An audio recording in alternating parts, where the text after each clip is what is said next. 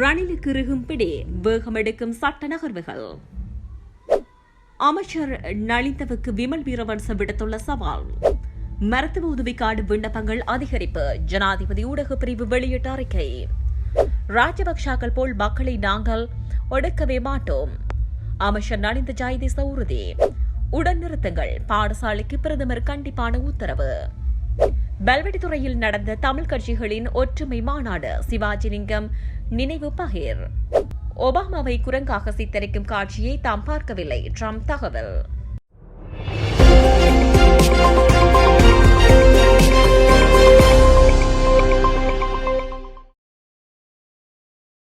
அரசாங்க நிதியை தவறாக பயன்படுத்தியது தொடர்பாக கொழும்பு கோட்டை நீதவான் நீதிமன்றத்தில் விசாரிக்கப்படும் முறைப்பாடு ஏப்ரல் மாதம் 29ஆம் தேதி விசாரிக்கப்படவுள்ள நிலையில் முன்னாள் ஜனாதிபதி ரணில் விக்ரமசிங்கே மற்றும் முன்னாள் ஜனாதிபதியின் செயலாளர் சமன் ஏக்கநாயக்க ஆகியோரை பிரதிவாதிகளாக குறிப்பிட்டு கொழும்பு கோட்டை நீதவான் நீதிமன்றத்தில் வழக்கு தாக்கல் செய்வதற்கான ஏற்பாடுகள் தற்போது நடைபெற்று வருவதாக தெரிவிக்கப்படுகிறது.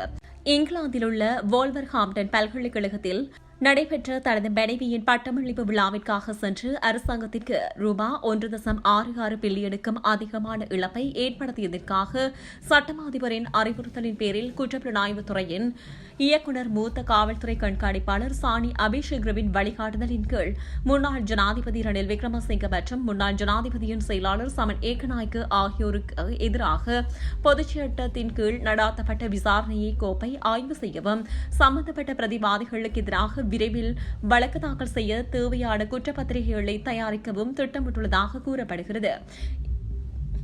இந்த வழக்கை ஒரு சிறப்பு நீதிமன்ற வழக்காக கருதி சட்டமா அதிபர் சார்பில் முன்னிலையான கூடுதல் சொலிசிட்டர் ஜெனரல் திலீப் பீரிஸ் இதை விசாரிக்க உயர்நீதிமன்றத்தின் 3 நீதிபதிகள் கொண்ட சிறப்பு அமர்வை நியமிக்குமாறு தலைமை நீதிபதியிடம் கோரவுள்ளதாக கோட்டை நீதவான் இசுரு நெத்திகுமாரவிடம் தெரிவித்துள்ளார். அதன்படி குற்றம் சாட்டப்பட்டவர்களுக்கு எதிராக தாமதமின்றி குற்றப்பத்திரிகை தாக்கல் செய்து ஏப்ரல் மாதம் 29ஆம் தேதிக்கு முன் நீதிமன்றத்தில் அறிக்கை சமர்ப்பிக்குமாறு நீதவான் சட்டமா அதிபருக்கு அறிவுறுத்தியுள்ளார். இந்த வழக்கில் 2வது சந்தேக நபராக பெயரிடப்பட்டுள்ள முன்னாள் ஜனாதிபதியின் செயலாளர் ஏக்கநாயக்க பண்டார முதியன் ஜெலஹோ சோமிசார பண்டார ஏக்கநாயக்க அல்லது சமன் ஏக்கநாயக்க இந்த மாதம் 11ஆம் தேதி வரை விளக்கமறியலில் வைக்கப்பட்டுள்ளார். சந்தேக நபரான முன்னாள் ஜனாதிபதியின் செயலாளர் சமன் ஏக்கநாயக்கவின் கையெழுத்து பரிசோதனை நடாத்தப்பட உள்ளது. அதன்படி குற்றப்புலனாய்வுத்துறை அதிகாரிகள் சட்டமா அதிபரின் அறிவுறுத்தலின் பேரில் சந்தேக நபரை அரசாங்க கையெழுத்து ஆய்வாளரின் முன் முற்படுத்தி அறிக்கை பெற நீதவான் உத்தரவை பெறவுள்ளதாக தெரிவிக்கப்படுகிறது. இந்த வழக்கில் முதல் சந்தேக நபரான முன்னாள் ஜனாதிபதியின் ரணில் விக்ரமசிங்கே தொடர்பான எழுத்துப்பூர்வ வாக்குமூலங்கள் அவரது மூத்த ஜனாதிபதி வழக்கறிஞர் மூலம் சட்டமா அதிபர் திணைக்களத்திற்கு அனுப்பப்பட்டுள்ளதாக தெரிவிக்கப்படுகிறது.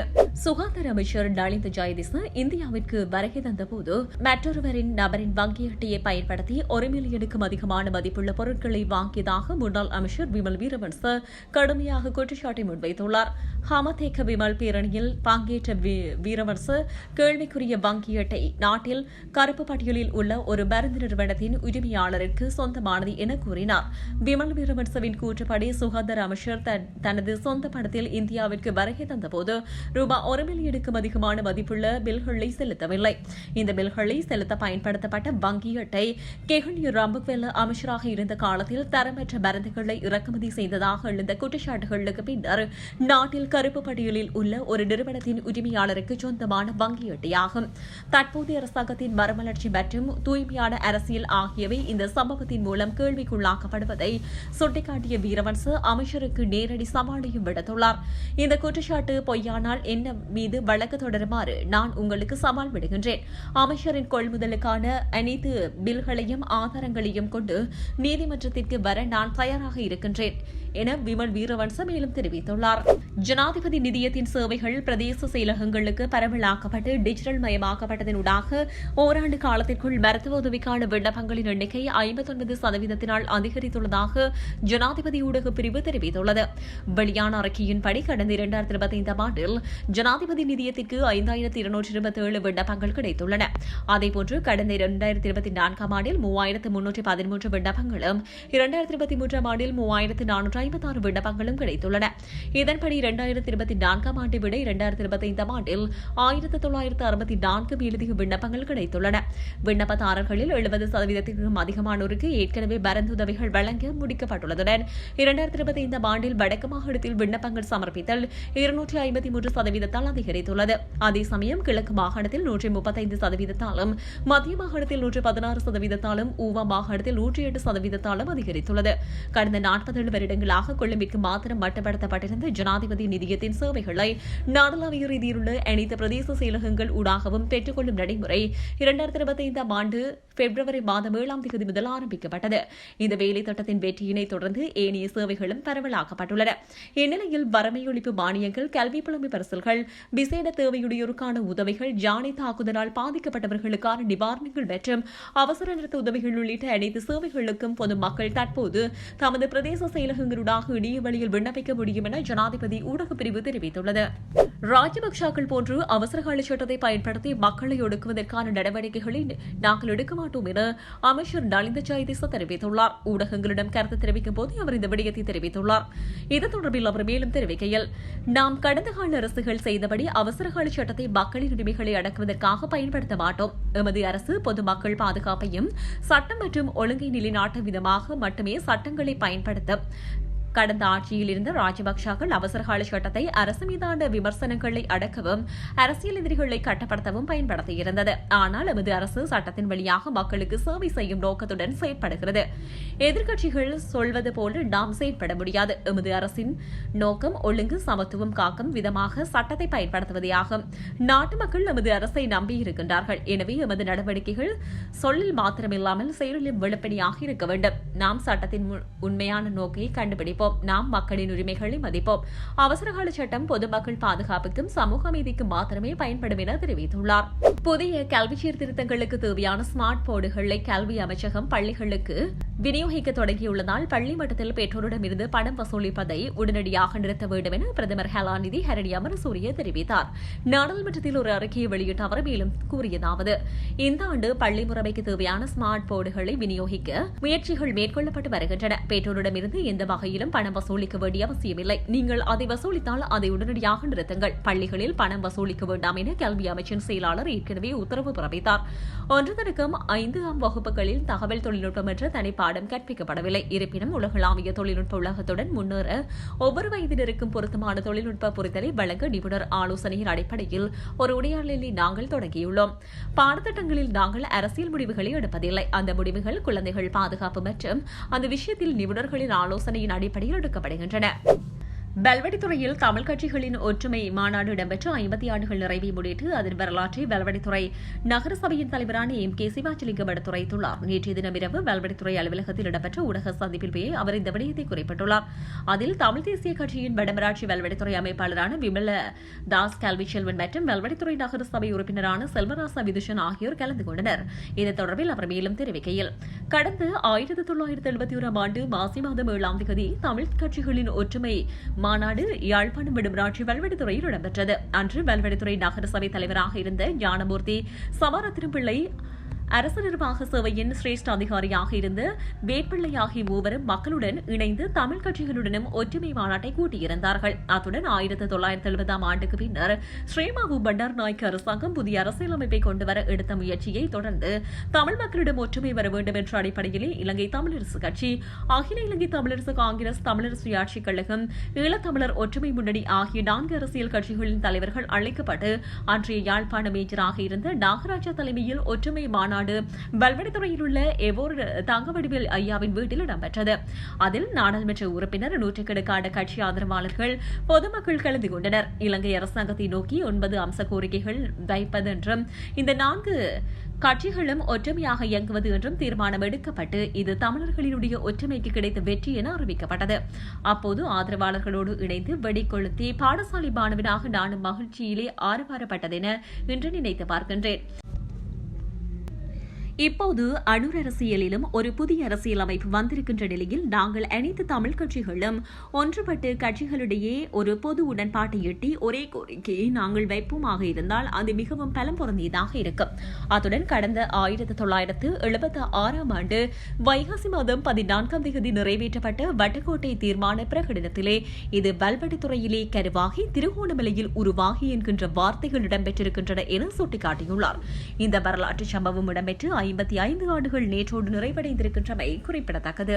தனது சமூக வலைதள பக்கத்தில் பகிர்ந்த காணொலியில் முன்னாள் ஜனாதிபதி பராக் ஒபாமா மற்றும் அவரது மனைவி மிச்சல் ஒபாமாவை குரங்குகளாக சித்தரிக்கும் காட்சியை தாம் பார்க்கவில்லை என அமெரிக்க ஜனாதிபதி டொனால்டு ட்ரம்ப் தெரிவித்துள்ளார்.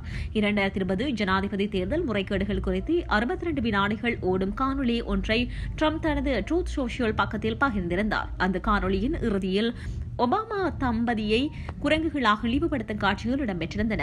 கடும் எதிர்ப்புகளுக்கு பின்னர் அந்த காணொலி நீக்கப்பட்டது. இதுகுறித்து வெள்ளிக்கிழமை அன்று செய்தியாளர்களிடம் பேசிய ட்ரம்ப் இந்த விவகாரத்திற்காக தான் மன்னிப்பு கேட்கப் போவதில்லை என கூறினார். நான் எந்த தவறும் செய்யவில்லை. அந்த காணொலியின் தொடக்க பகுதியை மட்டும் பார்த்தேன். அதன் பிறகு எனது ஊழியர்களிடம் கொடுத்து பதிவிடச் சொன்னேன் என்று அவர் கூறியுள்ளார். தினமும் நான் ஆயிரக்கணக்கான விடயங்களை பார்க்கின்றேன். அந்த காணொலியின் தேர்தல் முறைகேடுகள் குறித்து செய்தி எனக்கு பிடித்திருந்தது. அதன் இறுதியில் இத்தகைய காட்சிகள் இருப்பது எனது ஊழியர்களுக்கு தெரிந்திருந்தால் அவர்கள் அதனை நீக்கியிருப்பார்கள் என அவர் விளக்கமளித்தார். இந்த காணொலியை மிகவும் இனவரைத்தனமானது என விமர்சித்திருந்த குடியரசுக் கட்சி ஜெனர் டிம் ஜாட் இதனை நீக்க வலியுறுத்தியிருந்தார். மற்றொரு குடியரசுக் கட்சி பிரதிநிதியாக மைக் லார்லர் இது தற்செயலாக நடந்திருந்தாலும் மிகவும் வருந்தத்தக்கது மற்றும் அநாகரிகமானது என கூறி மன்னிப்பு கேட்க வலியுறுத்தினார். இந்த சர்ச்சை அமெரிக்காவில் நிலவும் இனப்பாகுபாடு குறித்த விவாதத்தை மீண்டும் கிளப்பியுள்ளது. தனது சமூக வலைதள பக்கத்தில் பகிர்ந்த காணொலியில் முன்னாள் ஜனாதிபதி பராக் ஒபாமா மற்றும் அவரது மனைவி மிச்சல் ஒபாமாவை குரங்குகளாக சித்தரிக்கும் காட்சியை தாம் பார்க்கவில்லை என அமெரிக்க ஜனாதிபதி டொனால்டு ட்ரம்ப் தெரிவித்துள்ளார்.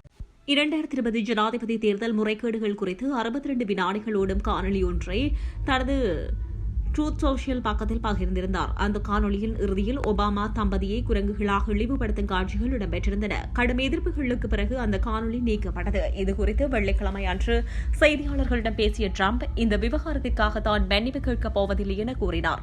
நான் எந்த தவறும் செய்யவில்லை. அந்த காணொலியின் தொடக்க பகுதியை மாத்திரமே பார்த்தேன். அதற்கு பிறகு எனது ஊழியரிடம் கொடுத்து பதிவிடச் சொன்னேன் என அவர் கூறியுள்ளார். தினமும் நான் ஆயிரக்கணக்கான விடயங்களை பார்க்கின்றேன். அந்த காணொலியின் தேர்தல் முறைகேடுகள் குறித்த செய்தி எனக்கு பிடித்திருந்தது. அதன் இறுதியில் இத்தகைய காட்சிகள் இருப்பது எனது ஊழியர்களுக்கு தெரிந்திருந்தால் அவர்கள் அதனை நீக்கியிருப்பார்கள் என அவர் விளக்கமளித்தார். இந்த காணொலியை மிகவும் இனவெறித்தனமானது என விமர்சித்திருந்த குடியரசுக் கட்சி செனட்டர் டிம் ஸ்காட் இதனை நீக்க வலியுறுத்தியிருந்தார். மற்றொரு குடியரசுக் கட்சி பிரதிநிதியான மைக் லார்லர் இது தற்செயலாக நடந்திருந்தாலும் மிகவும் வருந்தத்தக்கது எனவும் அநாகரிகமானது எனவும் குறிப்பிட்டுள்ளார். இந்த சர்ச்சை அமெரிக்காவில் நிலவும் இனப்பாகுபாடு குறித்து விவாதத்தை மீண்டும் கிளப்பியுள்ளது. தனது சமூக வலைதள பக்கத்தில் பகிர்ந்த காணொலியில் முன்னாள் ஜனாதிபதி பராக் ஒபாமா மற்றும் அவரது மனைவி மிஷல் ஒபாமாவை குரங்குகளாக சித்தரிக்கும் காட்சியை தாம் பார்க்கவில்லை என அமெரிக்க ஜனாதிபதி டொனால்டு ட்ரம்ப் தெரிவித்தார். 2020 ஜனாதிபதி தேர்தல் முறைகேடுகள் குறித்து 62 வினாடிகளை ஓடும் காணொலி ஒன்றை ட்ரம்ப் தனது ட்ரூத் சோஷியல் பக்கத்தில் பகிர்ந்தார். அந்த காணொலியின் இறுதியில் ஒபாமா தம்பதியை குரங்குகளாக இழிவுபடுத்தும் காட்சிகள் இடம்பெற்றிருந்தன. கடும் எதிர்ப்புகளுக்கு பின்னர் அந்த காணொலி நீக்கப்பட்டது. இதுகுறித்து வெள்ளிக்கிழமை அன்று செய்தியாளர்களிடம் பேசிய ட்ரம்ப் இந்த விவகாரத்திற்காக தான் மன்னிப்பு கேட்கப் போவதில்லை என கூறினார். நான் எந்த தவறும் செய்யவில்லை. அந்த காணொலியின் தொடக்க பகுதியை மாத்திரமே பார்த்தேன். அதன் பிறகு எனது ஊழியர்களிடம் கொடுத்து பதிவிடச் சொன்னேன் என அவர் தெரிவித்தார். தினமும் நான் ஆயிரக்கணக்கான விடயங்களை பார்க்கின்றேன். அந்த காணொலியில் தேர்தல் முறைகேடு குறித்த செய்தி எனக்கு பிடித்திருந்தது. அதன் இறுதியில் இத்தகைய காட்சிகள் இருப்பது எனது ஊழியர்களுக்கு தெரிந்திருந்தால் அவர்கள் அதனை நீக்கியிருப்பார்கள் என அவர் விளக்கமளித்தார். இந்த காணொலியை மிகவும் இனவரைத்தனமானது என விமர்சித்திருந்த குடியரசுக் கட்சி செனட்டர் டிம் ஸ்காட் இதனை நீக்க வலியுறுத்தியிருந்தார். மற்றொரு குடியரசுக் கட்சி பிரதிநிதியான மைக் லார்லர் இது தற்செயலாக நடந்திருந்தாலும் மிகவும் வருந்தத்தக்கது மற்றும் அநாகரிகமானது என கூறி மன்னிப்பு கேட்க வலியுறுத்தினார். இந்த சர்ச்சை அமெரிக்காவில் நிலவும் இனப்பாகுபாடு குறித்த விவாதத்தை மீண்டும் கிளப்பியுள்ளது. ரணிலுக்கு இறுகும் பிடி, வேகமெடுக்கும் சட்ட நகர்வுகள். அமைச்சர் நளிந்தவுக்கு விமல் வீரவன்ச விடுத்துள்ள சவால். மருத்துவ உதவிக்காடு விண்ணப்பங்கள் அதிகரிப்பு. ஜனாதிபதி ஊடக பிரிவு வெளியிட்ட அறிக்கை. ராஜபக்சாக்கள் போல் மக்களை நாங்கள் ஒடுக்கவே மாட்டோம். அமைச்சர் நளிந்த ஜெயதிச உறுதி. உடன் நிறுத்துங்கள். பாடசாலைக்கு பிரதமர் கண்டிப்பான உத்தரவு. பல்வெட்டித்துறையில் நடந்த தமிழ் கட்சிகளின் ஒற்றுமை மாநாடு, சிவாஜிலிங்கம் நினைவு பகிர். ஒபாமாவை குரங்காக சித்தரிக்கும் காட்சியை தாம் பார்க்கவில்லை, ட்ரம்ப் தகவல்.